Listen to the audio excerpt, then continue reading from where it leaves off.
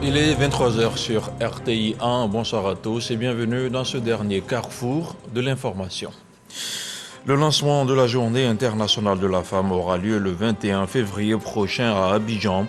Plusieurs activités vont meubler l'édition 2022 autour du thème « L'égalité de chance pour un avenir durable en Côte d'Ivoire ». L'étoffe de la célébration a été présentée par la ministre Nasseneba Touré.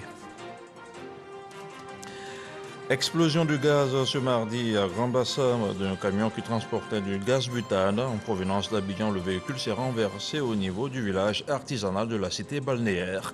Dans son sillage, plusieurs magasins sont partis en fumée. Un accident qui a fait au moins 3 blessés graves parmi la population riveraine. Arrivée triomphale des Lions de la Teranga à Dakar, des milliers de Sénégalais sont sortis pour saluer les héros de Yaoundé, victorieux de la CAN 2021. Sadio Mané et ses coéquipiers ont été reçus ce soir même par le président Macky Sall. Voilà pour les titres. Merci de regarder RTI 1. Dans un mois exactement aura lieu la journée du 8 mars, une célébration au cours de laquelle le bilan sur la situation de la femme sera dressé. En Côte d'Ivoire, le gouvernement appelle à une mobilisation en faveur de ses droits, une mobilisation pour bannir les violences et les inégalités qu'elle subit. Et sur le sujet, Nasseneba Touré a animé une conférence de presse. La ministre de la Femme, de la Famille et de l'Enfant a profité de l'occasion pour présenter le et les articulations de l'édition 2022. Théodore Zouzou, Godefroy Kambawa. Ce pagne, présenté par la ministre de la Femme, de la Famille et de l'Enfant, Nasseneba Touré et ses collaboratrices, est celui choisi pour la célébration de la Journée internationale de la femme qui se tient le 8 mars de chaque année. Ce pagne symbolise l'union, la solidarité, mais encore l'expression de la diversité. La célébration officielle 2022 se tiendra dans la commune de Koumassi autour du thème de l'égalité de chance pour un avenir durable en Côte d'Ivoire. Il s'agit de mettre sur la sellette la problématique du changement climatique qui menace l'avenir si rien n'est fait sous l'angle de la dimension genre. Par exemple, la raréfaction des points d'accès à l'eau oblige les femmes à parcourir des distances toujours plus longues pour trouver cette ressource nécessaire à la vie de toute la famille. Ce thème indique dès lors l'importance de prendre en compte la dimension genre dans les programmes et initiatives de développement pour un avenir meilleur et durable. Une occasion pour la ministre Nasseneba Touré de présenter les innovations de cette édition. Le lancement de la GIF 2022 qui se tiendra le 21 février prochain au campus universitaire de Cocody. Nous allons avoir des panels autour des thèmes zéro violence basée sur le genre et cohésion sociale. La GIF des arts, de la mode et du spectacle et la cérémonie officielle le 8 mars sous le parrainage de Madame la Première Dame, Madame Dominique Ouattara. Pour amener la jeune génération à s'approprier la lutte contre le changement climatique, la présentation d'une nouvelle génération de jeunes hommes militants en faveur des droits de la femme intitulée E4She est envisagée. Les réseaux sociaux et les acteurs de la presse sont également mis à contribution pour être des relais dans la sensibilisation et faire tomber les inégalités. En 2019, la corruption a fait perdre à l'État de Côte d'Ivoire 1400 milliards de francs CFA. C'est le directeur de cabinet du ministre de la Promotion de la Bonne Gouvernance qui l'a annoncé. Fousseyni Touré était mardi dernier l'invité de la tribune Tout savoir sur du CICG, le Centre d'information et de communication gouvernementale, l'éclairage d'Espérance Diakalé et Abou Sanogo. La corruption a fait perdre à la Côte d'Ivoire en 2019 1400 milliards de francs CFA, soit 64% du service de sa dette, selon une étude rendue publique par le ministère de la Promotion, de la Bonne Gouvernance, du renforcement des capacités et de la lutte contre la corruption. Des chiffres qui fragilisent les recettes fiscales de l'État et freinent les efforts des autorités dans la mise en œuvre des politiques publiques pour l'amélioration des conditions de vie des populations. Face à tout cela, le président Alassane Ouattara a donné un coup d'accélérateur à sa politique de lutte contre la corruption. Il a fait de la lutte contre la corruption et la promotion de la bonne gouvernance la troisième priorité de l'année 2022. Il y a à peine une semaine, lors du Conseil des ministres, il a réaffirmé et réitéré cet engagement vis-à-vis des gestionnaires des sociétés et établissements publique. C'est pour dire que la question tient au chef de l'État, et la question également tient au gouvernement dirigé par son Excellence, Monsieur le Premier ministre Jérôme Patrick Achi. À ce jour, grâce au plan stratégique de développement, 133 missions d'investigation et de vérification des signalisations de corruption ont été réalisées dans certaines administrations et services publics. Au terme de toutes ces missions, 64 agents et fonctionnaires de l'État ont été interpellés et traduits devant les conseils de discipline conformément au statut général de la fonction publique. Le ministère a mis en place, et bientôt ça sera lancé par son Excellence Monsieur le Premier ministre, une plateforme d'alerte et de signalement qu'on a appelée SPACIA, qui est le système de prévention et de détection des actes de corruption et d'infractions assimilées. En perspective, plusieurs réformes sont prévues, notamment le renforcement et l'harmonisation du cadre institutionnel et juridique, l'intensification des actions de sensibilisation et de communication en matière de bonne gouvernance en vue de lutter efficacement contre la corruption. C'est la dernière réforme engagée par l'administration fiscale. La déclaration de la TVA, la taxe à valeur ajoutée, est désormais digitalisée. Depuis le 1er février, les paiements se font désormais en ligne. Le lancement officiel de la plateforme a eu lieu la semaine dernière. C'était en présence de plusieurs catégories de contribuables, mais aussi du ministre du Budget et du portefeuille de l'État. Des précisions dans ce reportage de Cheikh Aboubakar Koné. Fini le casse-tête de l'administration fiscale à gérer les énormes déperditions dans la collecte de la taxe à valeur ajoutée, la TVA, auprès de certains contribuables qui ont la propension à ne pas reverser la taxe collectée ou d'en différer le paiement. La TVA est désormais déclarée en ligne sur la plateforme de la télédéclaration et télépaiement de la Direction générale des impôts, I-Impôts. L'implémentation de cet outil informatique innovant se justifie par la volonté de faire de la TVA un impôt véritablement leader. On le dit, la TVA n'a pas encore pris la place qui est la sienne dans le dispositif fiscal ivoirien, puisque au jour d'aujourd'hui, elle est encore en concurrence avec l'impôt sur les bénéfices et les impôts sur les traitements et salaires. Un pays moderne doit asseoir l'essentiel de sa fiscalité sur la consommation. Et la TVA est par excellence l'impôt sur la consommation. Cette réforme, qui est une innovation majeure, s'inscrit dans une réelle volonté de digitaliser toute l'administration fiscale. Ainsi, comme on le voit, les implications de cette taxe vont au-delà des simples considérations fiscales pour toucher l'environnement des affaires en Côte d'Ivoire. Il était donc urgent pour nous de mettre en place une administration digitalisée de la TVA qui sécurise les entreprises et leurs opérations en Côte d'Ivoire.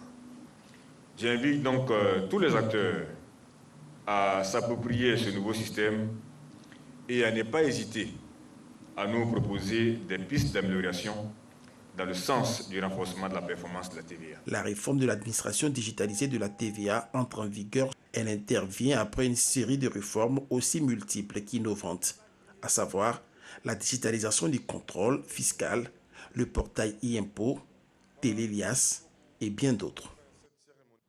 Et je vous invite à présent à faire une incursion au sein de la communauté ivoirienne à Conakry, en Guinée, où le climat des affaires s'est désormais nettement amélioré ces dernières années. Nombreux sont les investisseurs ivoiriens qui ont choisi ce pays pour faire fortune. Des Ivoiriens qu'on retrouve aussi bien dans l'immobilier, la construction. Certains excellent dans la distribution, l'éducation ou encore dans les petits métiers tels que la coiffure et la restauration. Investissement à l'étranger, ces Ivoiriens qui ont choisi la Guinée. C'est le dossier EcoPlus de ce mardi. Il est proposé par Jean-Luc Bangbo et Zakaria Traoré.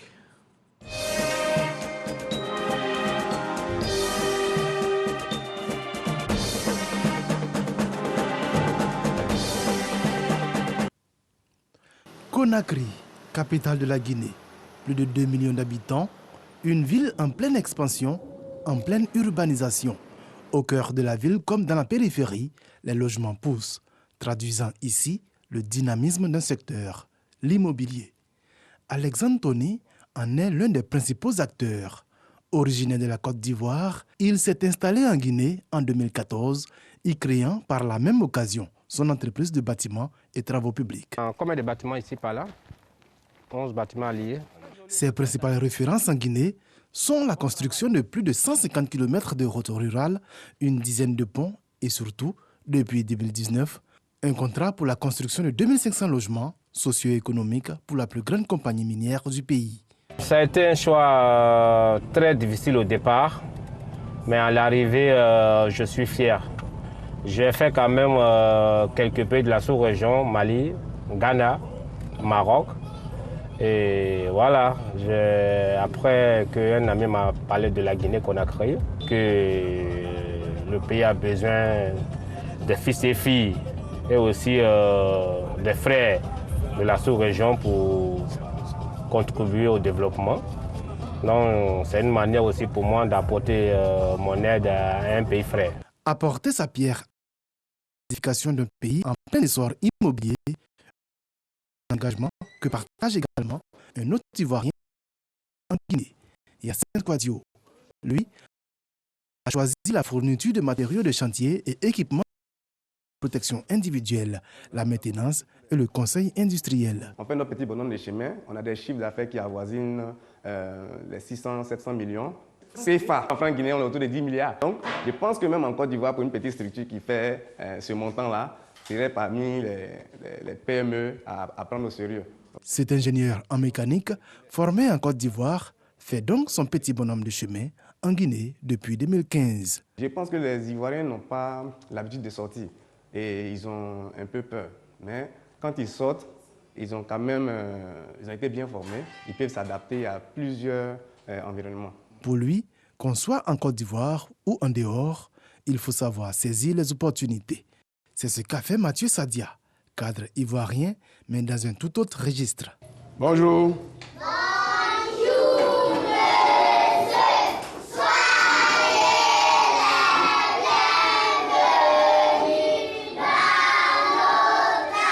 Cette école primaire, située dans le quartier de Lambagne, fait partie de la chaîne d'établissements qu'il a ouvert ici à Conakry. 3 au total. Belle réussite pour celui qui est arrivé en Guinée pour travailler dans les télécoms. Un bon pour elle, hein? Bravo! J'ai vu sur le terrain que les réalités au niveau de l'enseignement demandaient encore d'apporter un meilleur. Celui qui totalise aujourd'hui une vingtaine d'années de présence en Guinée et témoin de plusieurs changements sociopolitiques dans le pays, reste convaincu d'une chose: la fraternité entre les deux pays voisins qui facilite l'intégration et l'investissement. La Guinée et la Côte d'Ivoire sont vraiment des pays voisins, des pays amis, des pays frères. Donc lorsque nous rentrons ici, nous sommes accueillis comme si nous étions chez nous. Et tout besoin, ce que nous faisons, c'est de respecter l'administration, tout ce qui est administratif. On retrouve également les Ivoiriens dans l'hôtellerie, la restauration, le showbiz ou encore les petits métiers comme la coiffure. Maggie est originaire de l'Est de la Côte d'Ivoire. Elle a appris la coiffure dans son pays avant de migrer en Guinée. C'est vrai, la monnaie elle est faible, mais en tout cas, quand tu viens ici, quand tu te débrouilles bien, tu peux t'en sortir. Le savoir-faire ivoirien en la matière est très prisé ici. Et Maggie en profite pour faire de bonnes affaires. On estime à entre 5 000 et 6 000 le nombre d'Ivoiriens vivant en Guinée, évoluant dans presque tous les milieux économiques. Alain Hachi préside aux destinées de la CIG, la communauté des Ivoiriens de Guinée, depuis quelques années. Ce restaurant dans lequel il nous reçoit appartient à un Ivoirien. On a la plupart de nos frères qui sont dans presque tous les secteurs. Voilà. Et ce n'est pas seulement en Guinée, c'est dans tous les pays. Il y a ceux qui se suffisent et il y a ceux qui se suffisent moins et ceux qui ne se suffisent pas du tout. Nous avons toutes ces catégories ici en Guinée et particulièrement au sein de la communauté. Les Ivoiriens qui se suffisent en Guinée, une catégorie dont fait partie Alexandre Tony, le patron de l'entreprise de BTP. Une réussite qu'il a tissée à coup de partenariat avec d'autres chefs d'entreprise locaux. Quitter chez soi et venir réussir ailleurs, ce n'est pas donné à tous. Au-delà même de cet aspect culture, les Ivoiriens sont en train de venir encore dans l'entrepreneuriat et ils s'imposent. Je crois que nous autres, il faut qu'on attache aussi la ceinture. Hein. Alexandre Tonné, avec son marché de 2500 logements sur une trentaine d'hectares entre Conakry et Kamsar, symbolise la percée du savoir-faire ivoirien dans les BTP en Guinée. Ici, voilà, c'est du nouveau. Ça n'existe pas pour le moment, ce genre de projet en Guinée. Voilà pourquoi j'ai hâte de lancer ce projet et voir le projet naître pour que dans l'avenir, envoyer aussi les prémices chez moi au pays pour voilà, continuer aussi l'œuvre que je veux faire. Retourner au pays pour présenter les fruits de son aventure à l'étranger, le rêve de tout expatrié. Cela équivaut surtout à relever un double défi. S'imposer d'abord à l'étranger, puis confirmer sur le sol ivoirien. Un rêve que caresse Tonné Alexandre comme tous les autres Ivoiriens de Guinée. Investissement à l'étranger, ces Ivoiriens qui ont choisi la Guinée, un dossier à revoir sur RTI 1. Tout de suite le point de la situation de la Covid-19.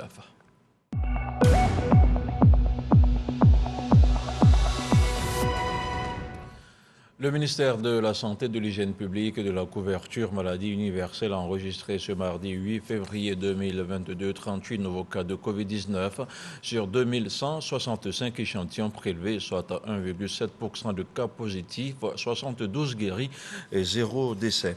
À la date du 8 février, la Côte d'Ivoire compte donc 80 976 cas confirmés, dont 78 757 personnes guéries, 787 décès et 1432 cas actifs. Le nombre total d'échantillons est d'1 372 057.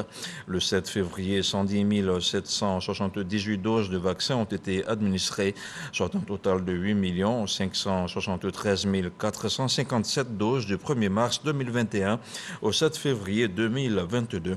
Le ministre de la Santé, de l'Hygiène publique et de la couverture maladie universelle invite toutes les personnes de plus de 18 ans à se faire vacciner. Il rappelle que la vaccination contre la Covid-19 est gratuite et volontaire.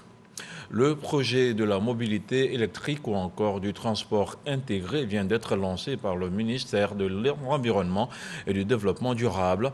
Il s'agit à terme de réduire la pollution née de la consommation de combustibles fossiles tels que le charbon, le pétrole ou encore le gaz naturel.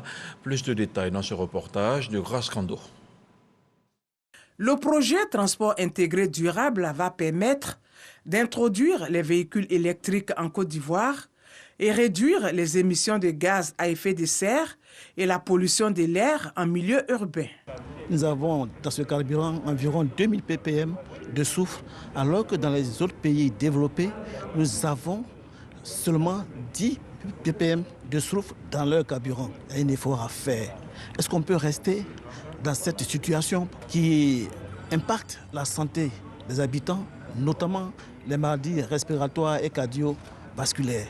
Le projet Mobilité électrique est soutenu par le Programme des Nations Unies pour l'environnement et financé par le Fonds pour l'environnement mondial à hauteur de 300 millions de francs CFA.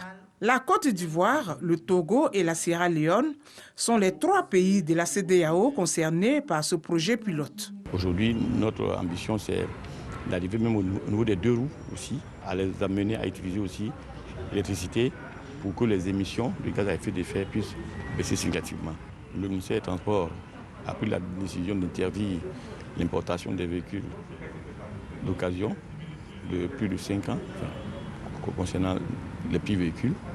Donc aujourd'hui, c'est de faire en sorte que notre parc se rajeunisse. Le projet Mobilité électrique s'appuie sur des objectifs spécifiques. Former et renforcer les capacités des acteurs, surtout les professionnels du transport, faire la démonstration des essais de véhicules électriques et développer des plans d'affaires pour susciter l'engagement du secteur privé.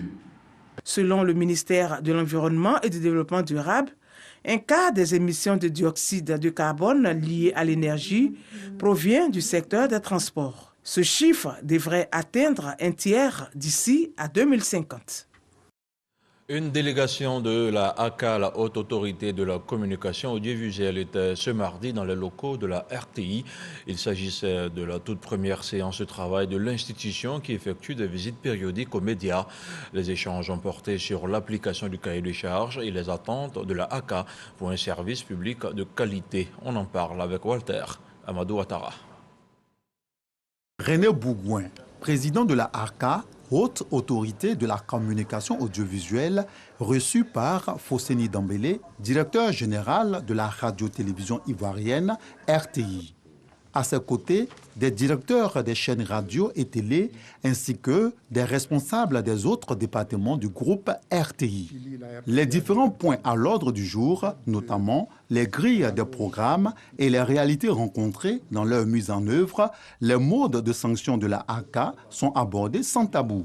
Membres de la délégation reçue et ceux de la structure haute ont ainsi partagé leurs avis et suggestions relativement à l'exécution du cahier de charges de la RTI. Dans l'ensemble, le président de la ARCA est satisfait des productions de la radio-télévision ivoirienne. RTI fait bien son travail.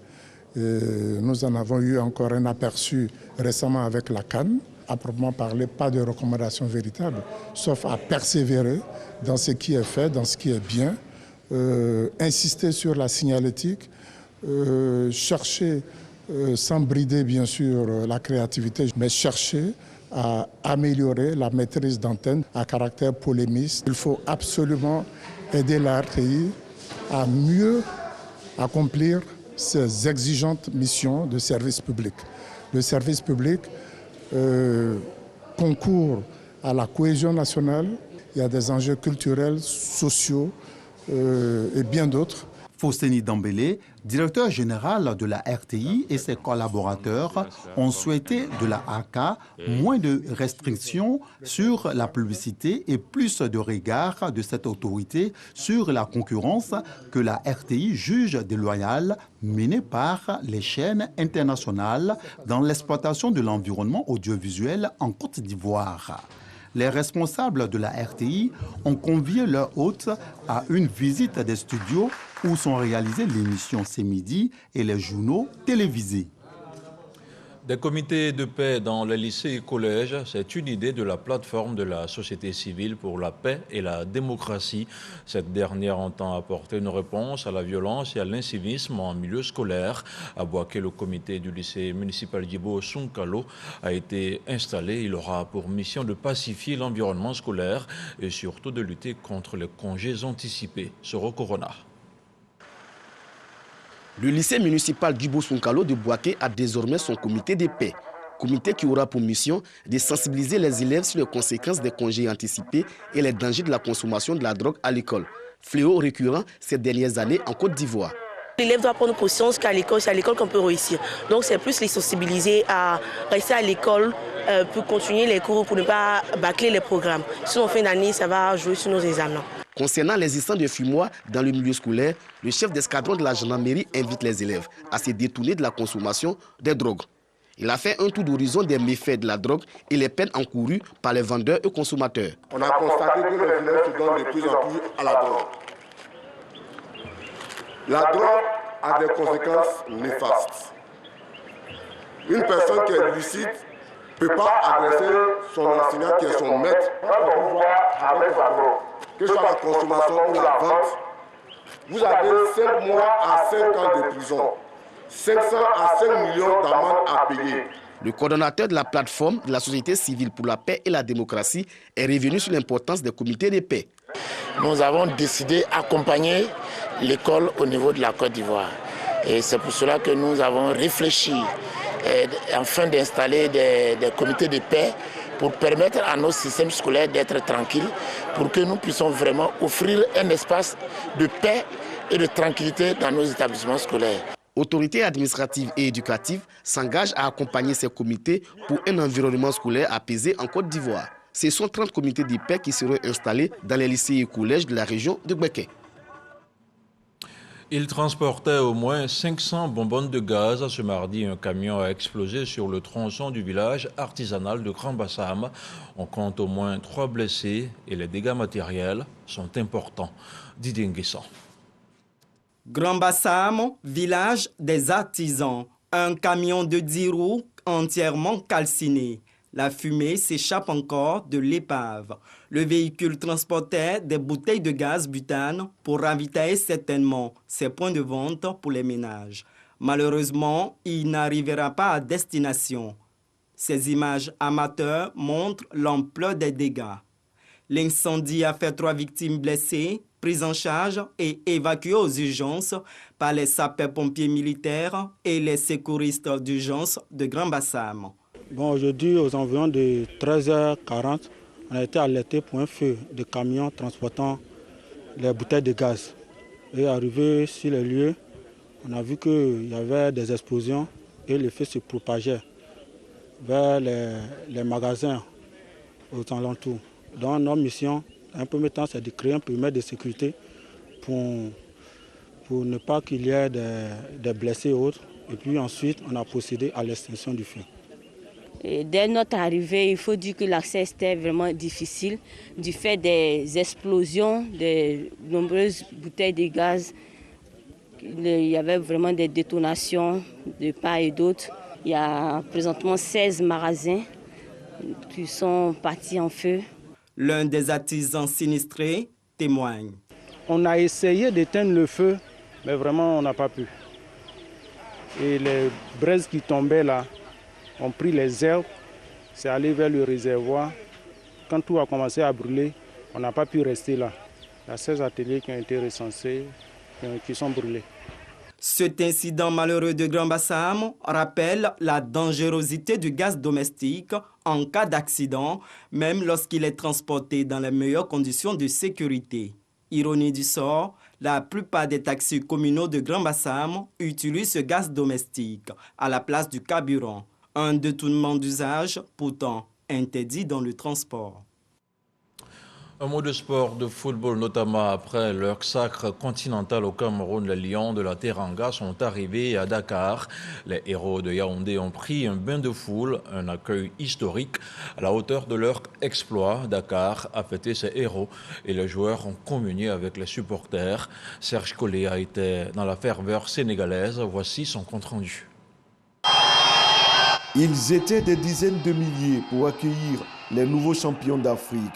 Ce lundi 7 février 2022, déclaré férié par le président Macky Sall, le 11 national était attendu par tout un peuple. L'événement est retransmis en direct, mais les supporters veulent être témoins de l'histoire en vivant ces moments de bonheur. Même si les Lions ont communié avec des foules immenses, tous n'ont pas eu la chance de les voir à leur arrivée.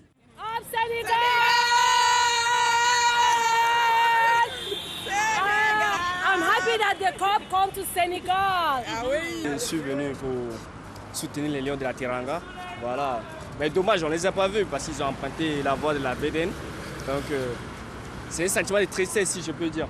Mais bon, force Lions de la Teranga et puis c'est l'Afrique qui gagne.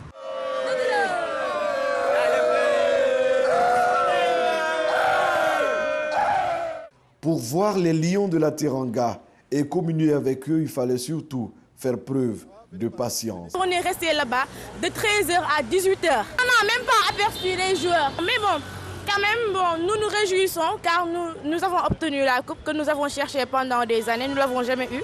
Ils l'ont fait pour nous et pour tous ceux qui ne sont plus là, comme les Bokandais.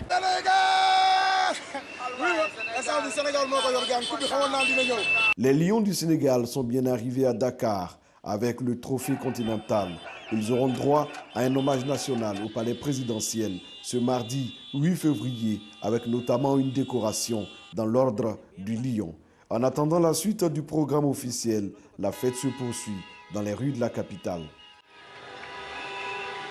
Rappelons que les Lions ont été reçus ce soir même au Palais de la République pour une cérémonie de distinction. Dans l'actualité internationale au Mali, la présence du groupe de sécurité privé russe Wagner a été confirmée. C'est le président Vladimir Poutine qui l'a annoncé.